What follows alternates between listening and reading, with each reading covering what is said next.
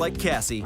She's practical and always gets the most bang for her buck. USAA Bank helps Cassie keep more of her money with no monthly service fees or minimum balance requirements. USAA. What you're made of, we're made for.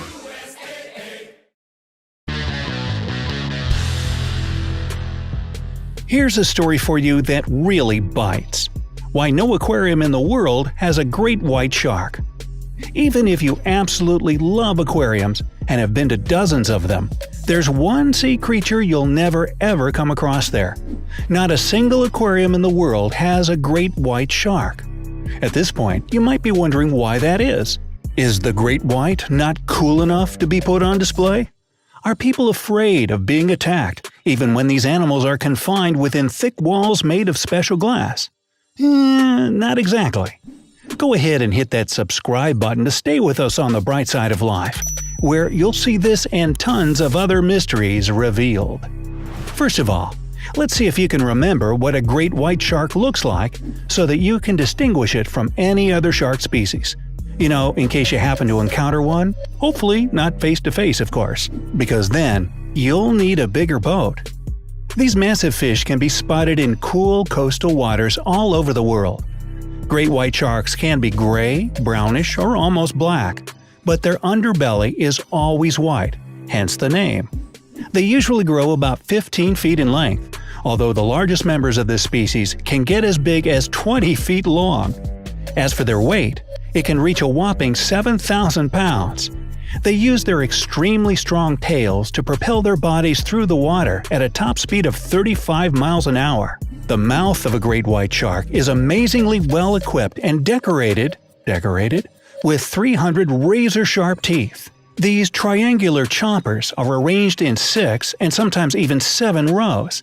Imagine having to floss between all those teeth. A lot of people think that these gigantic predators love dining on human flesh and are just lurking out there in the depths, waiting for a chance to attack some unfortunate individual. Surprisingly enough, human isn't on a great white's menu. In general, there are no more than 10 attacks a year. And even so, scientists are sure that the sharks don't hunt people down to eat them. They're just too darn curious to pass up a little sample bite is all. After that, they often swim away. I'm sure you feel much better about shark attacks now, don't you? Anyway, if great white sharks aren't kept in aquariums because of the danger they present to visitors, then what is the reason? Well, it's actually quite tragic. Great whites can't stand captivity and simply die when contained. There have been plenty of attempts to hold these creatures captive. In 1955, the first great white was captured and sent to Marineland of the Pacific in Los Angeles. Unfortunately, the animal didn't even make it through one day at the ocean area. Yet people still kept trying to tame the king of the sea. Up until 2003, there had been 25 attempts to keep the animal in captivity, but all of them ended very quickly in tragedy.